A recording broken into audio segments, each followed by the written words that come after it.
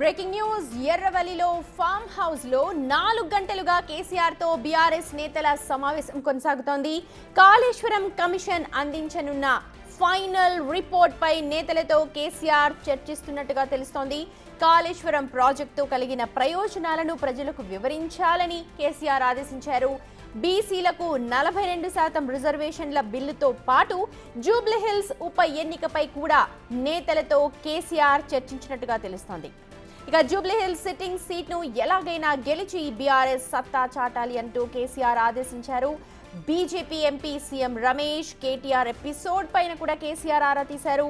స్థానిక సంస్థల ఎన్నికల్లో గెలుపే లక్ష్యంగా బీఆర్ఎస్ నేతలు పని చేయాలని సూచించారు. కేసీఆర్ ఇప్పటి నుంచే కాంగ్రెస్ ప్రభుత్వ వైఫల్యాలను ప్రజల్లోకి తీసుకువెళ్లాలి అంటూ బీఆర్ఎస్ నేతలకు దిశానిర్దేశం చేసినట్టు తెలుస్తోంది కేసీఆర్.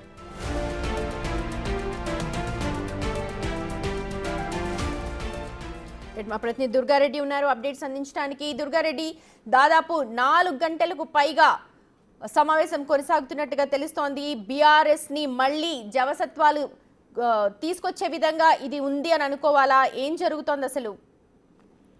సుమతి, సిద్దిపేట జిల్లా రాష్ట్ర మాజీ ముఖ్యమంత్రి కె చంద్రశేఖరరావు వ్యవసాయ క్షేత్రంలో మాత్రం 4 గంటల నుంచి మాజీ మంత్రి కేటీఆర్, హరీష్ రావుతో పాటు జగదీశ్వర్ రెడ్డి మాజీ మంత్రి, ఆ తర్వాత కూడా ఎంపీ ఎమ్మెల్యేలతోటి కొంత సమావేశాన్ని అయితే ఆ ఉదయం 11 గంటల నుంచి నిరంతరంగా కొనసాగుతుందని చెప్పొచ్చు. అదేవిధంగా రాష్ట్రంలో జరుగుతున్న ఆ పరిణామాలపై, అంటే రానున్న స్థానిక సంస్థల ఎన్నికలు, ఆ తర్వాత కూడా ఆ కాళేశ్వరం ప్రాజెక్టు నివేదిక, ఇక అంటే బీజేపీ పార్టీలో విలీనం చేయడానికి వచ్చారని చెప్పి సీఎం రమేష్ వాళ్ళు చెప్పిన విషయంలో కూడా పూర్తిగా ఒక క్లారిటీ తోటి ముందుకెళ్లాలని ఒక ప్రణాళికతో వాళ్ళు కొంత చర్చ జరుగుతున్నట్లు మనకు తెలుస్తుంది. దీంతో పాటు మనం ఎప్పుడైతే రాష్ట్రంలో 2023 డిసెంబర్లో అధికారం కోల్పోయామో, ఆ తర్వాత అధికారంలోకి వచ్చినాక కాంగ్రెస్ ప్రభుత్వం పేద ప్రజలకు ఇచ్చిన సంక్షేమ పథకాలు ఎక్కడ విఫలమవుతుంది, ఏ విధంగా ముందుకెళ్లాలి, రాష్ట్ర వ్యాప్తంగా ఏ విధంగా ముందుకెళ్తే మనం స్థానిక సంస్థల్లో MP, ZPTC, MPTC, sarpanch, ward మెంబర్లు, మున్సిపాలిటీ కైవసం చేసుకుంటామని చెప్పి కూడా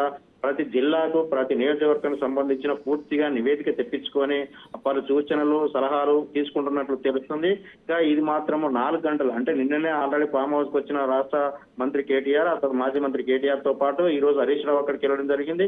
వీరంతా కూడా కొన్ని సూచనలు, సలహాలు తీసుకున్న తర్వాత రానున్న, అంటే ఆగస్టు మొదటి వారంలో కావచ్చు, లేకుంటే సెప్టెంబర్ లో కావచ్చు, స్థానిక సంస్థల ఎన్నికల్లో ప్రధానంగా ముందుకొచ్చే అవకాశాలని కనుక ఏ ఒక్క చోట కూడా అవకాశాన్ని ఉపయోగించుకొని ముందుకెళ్లాలి, ఆ దిశగా ముందుకెళ్తే మనం సక్సెస్ అవుతామని చెప్పి కూడా వాటికి సలహాలు, ఆ తర్వాత 2001లో జరిగిన ఏదైతే తెలంగాణ రాష్ట్రంతో పాటు ముందుకెళ్లామో, తర్వాత 2014 రాష్ట్రం వచ్చిన తర్వాత ముందుకెళ్లి ఆ తర్వాత జరుగుతున్న పరిణామాలు దృష్టిలో పెట్టుకొని ఎక్కడ కూడా ఒక్క స్థానం కూడా కోల్పోకుండా ప్రయత్నం చేసి సాధించుకోవాలని చెప్పి కూడా ఆ పలు సూచనలు చేస్తున్నట్టు తెలుస్తోంది. ఇక కాళేశ్వరం ప్రాజెక్టు ఆ తర్వాత నివేదిక రాష్ట్ర ప్రభుత్వం జస్టిస్ కమిషన్ ఇచ్చిన దాన్ని అనుసరించి ఇంటి పోరుతో సతమతమవుతోంది బీఆర్ఎస్. ఇవన్నీ చేపట్టడానికి దిశానిర్దేశం ఎలా ఉండబోతోంది? ఎవరిని ఇన్ఛార్జ్ గా ఉంచబోతున్నారు, ఏమైనా తెలుస్తోందా?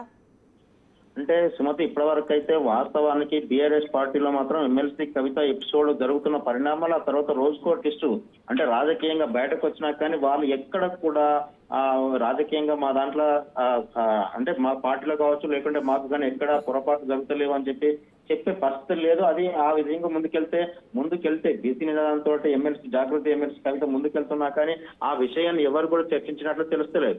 ఆ చర్చకు కూడా ఆ విషయం ప్రస్తావన తీసుకొచ్చినట్లు కూడా తెలుస్తలేదు.